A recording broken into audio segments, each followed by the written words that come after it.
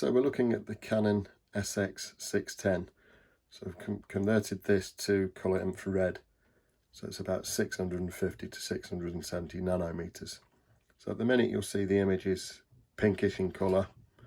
If we ensure that we're on the lowest setting on the camera here, so it's at the white camera, if the switch is down to there, you press the menu and you can see the auto pops up.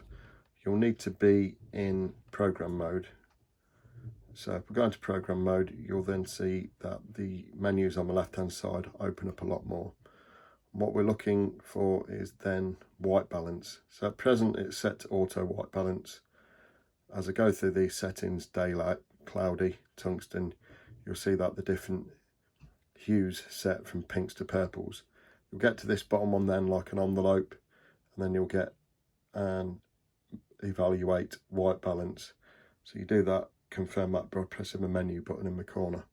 So once you press that, you'll then start to see that you'll get the orange and blue like image, the Goldie style image.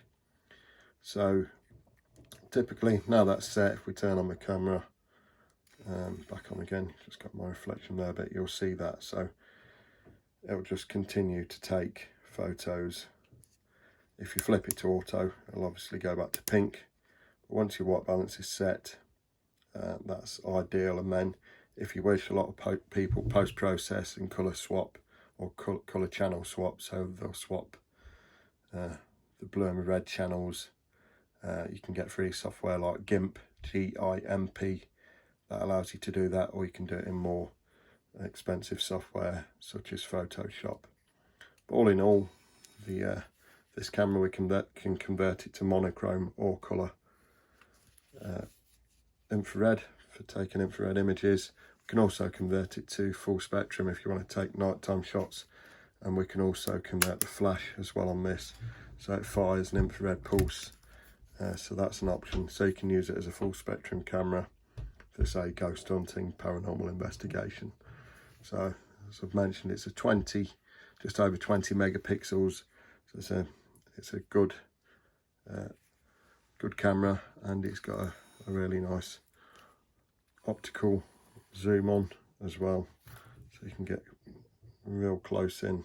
So you can see right down there to the bottom of the street, get close in to that detail.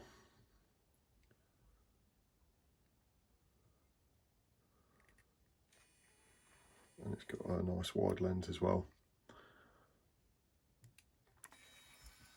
Thanks for watching.